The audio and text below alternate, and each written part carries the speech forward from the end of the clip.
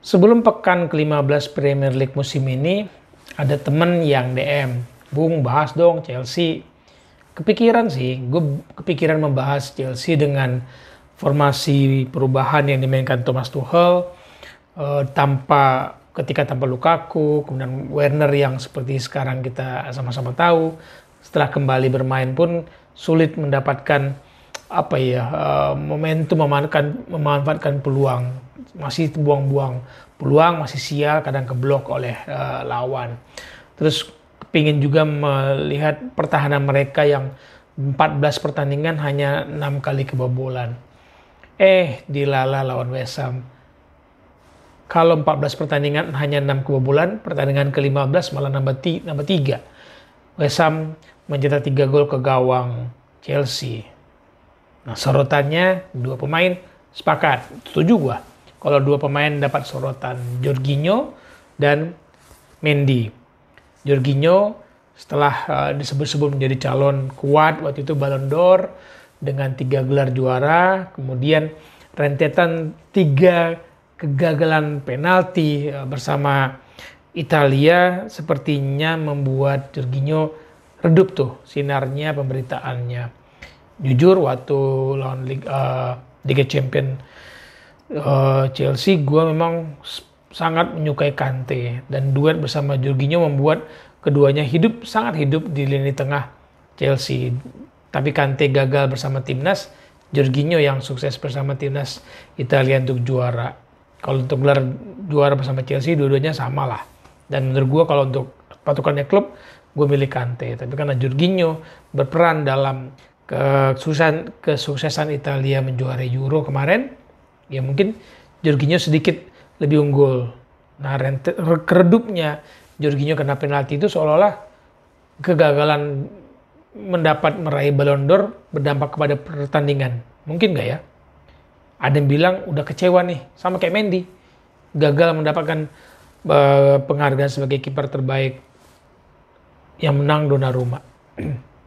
Bener nggak Jorginho? Kondisi setelah Euro sepertinya menurun ya. Gue sepakat sih, sepertinya menurun, dan kalau lihat dia kembali bermain setelah absen di tengah pekan, kembali di 2 pertandingan beruntun.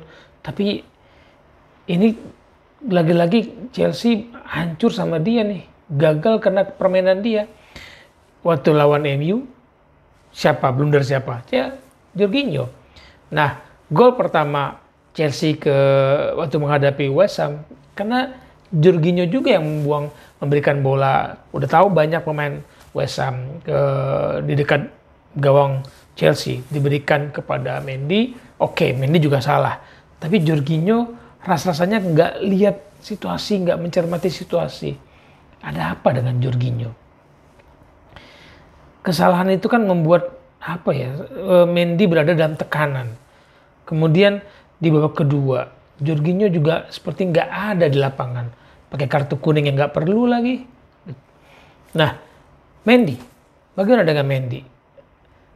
Gol pertama jelas, dia harusnya buang itu bola operan dari Jorginho. Udah tahu ada lawan dekat di pertahanannya di kotak penaltinya. Kok malah berusaha mengontrol bola. Aneh sih. Gue nggak ngerti kenapa Mendy sampai sebegitunya, dan kemudian sepertinya dia menyalahkan Jorginho yang memberikan bola.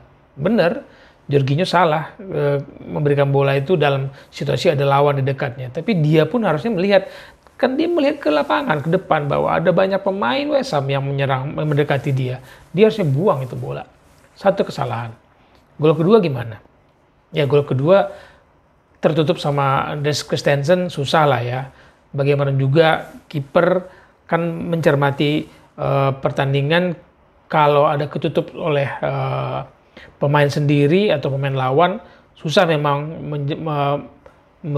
bereaksi dengan tepat. Jadi gol Jared Bowen sepertinya bisa dibilang tidak kesalahan dari Mendy. Setuju nggak? Gol ketiga, nah ini. Coba lihat mukanya si Mendy, aduh. Itu kan gol Antonio kayaknya nggak perlu terjadi kalau bola itu ngelapis keluar, jauh-jauhin dari gawang. Orang kadang-kadang kiper ya, kalau di sini aja kadang-kadang di atas bola gawang itu dia buang ke atas karena takut lepas. Kalau tangkapannya lepas kan langsung ke gawang. Nah ini Mendy udah jelas-jelas itu bola susah. Dia harus membuang itu ke jauh-jauh dari gawangnya, biasanya ke kiri atau ke kanan supaya jangan sampai buang ke depan. Biasanya di depan tuh ada kemungkinan lawan menyambut bola muntahan. Nah dia harus buang ke kiri atau ke kanan. Gol ketiga benar-benar sih itu kesalahan Mendy yang harusnya dia bisa bermain lebih baik, menguasai bola itu nggak sekelas gitulah kelas Mendy. Nah, kalaupun nangkap ya begitu nangkapnya, kalau buang ya buang aja sekalian. Jadi dibuang ke kanan itu jauh-jauh. Dan dua pemain ini mendapat sorotan dari performa Chelsea. Benarkah karena mereka gagal mendapatkan penghargaan di Ballon d'Or? Donnarumma yang dapat, bukan Mendy, sebagai kiper yang bisa dibilang sukses lah menggeser Kepa sebagai kiper utama Chelsea. Tahu, jangan-jangan sudah saatnya nih Thomas Tuchel melakukan rotasi, kasih efek kejut. Jorginho, oke, istirahat dulu. Mendy, istirahat dulu. Kepa kasih kepercayaan lagi. Mungkin itu butuh terapi kejut bahwa kompetisi di antara pemain itu harus terjadi supaya mereka tahu mereka harus perform stabil, harus di level yang atas. Dengan gaji-gaji yang mereka dapat itu nggak ada ceritanya performanya naik turun terlalu kayak roller coaster gitu. Harus stabil. Ya mungkin ini efek kejut yang dibutuhkan oleh pemain-pemain Chelsea era memasuki akhir tahun yang begitu padat ini. Gue mau lihat jadwal Chelsea. Kalau musim ini Chelsea sukses di Liga Champions dengan formasi yang berbeda, apakah di Premier League dengan perubahan kepemimpinan di klasemen Premier League pekan ke-15 ini bisa membuat Chelsea tidak runtuh, tidak goyah, kemudian bisa bermain stabil kembali. Perjalanan Chelsea di Desember ini nggak mudah. Tengah pekan mereka menghadapi Zenit di markas lawan, kemudian menjamu Leeds United, kemudian menjamu Everton lagi, rentetan pertandingan Premier League. Setelah itu bertandang ke markas Wolverhampton, dan sebelum Natal mereka bertandang lagi ke markas Brentford. Pertandingan panjang, rapat banget pertandingannya. Ini membuat mungkin saja rotasi menjadi arena kompetisi internal yang membuat mereka kembali menemukan performa terbaiknya. Ya kan, Desember jumlah pertandingan yang sangat banyak. Setelah kalah dari West Ham, mereka harus menghadapi Zenit, Leeds United, Everton, Wolverhampton, Brentford, Aston Villa, dan Brighton. Panjang banget untuk sebuah kompetisi kalau pemainnya nggak stabil. Jorginho, Mendy, atau siapapun itu tidak ada jaminan mereka mendapatkan posisi starter kalau performanya kayak kemarin melawan West Ham United. Kalah 2-3, dan bisa dibilang untuk pertama kali gue meragukan Chelsea mendapatkan gelar juara Premier League musim ini. Awalnya gue yakin seandainya tidak ada masalah di lini depan, kedatangan Lukaku juga membuat terjadi variasi permainan tanpa keputusasaan, karena Timo Werner yang sudah berkali-kali diberikan kesempatan masih gagal. Kemudian ada Tammy Abraham yang pindah ke Roma. Lukaku datang, ada sebuah harapan, ada perubahan.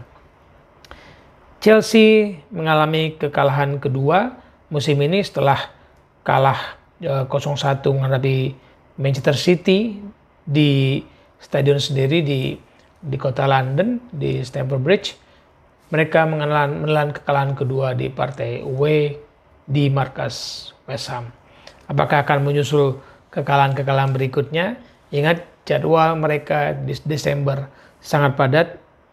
Perlukah Thomas Tuchel memberikan efek jera, efek kejut atau shock terapi kepada sejumlah pemain termasuk Mendy dan Jorginho? Menurut kalian, perlu nggak Jorginho diberikan tempat duduk di bangku cadangan dan Kepa masuk lagi menggantikan Mendy? Pendapat kalian gimana? Gue tunggu di What with West, kita mau ngulik hal-hal yang unik dengan asik. Kalau suka, like, share ke teman-teman. Subscribe jangan lupa. Salam bola untuk kebaikan.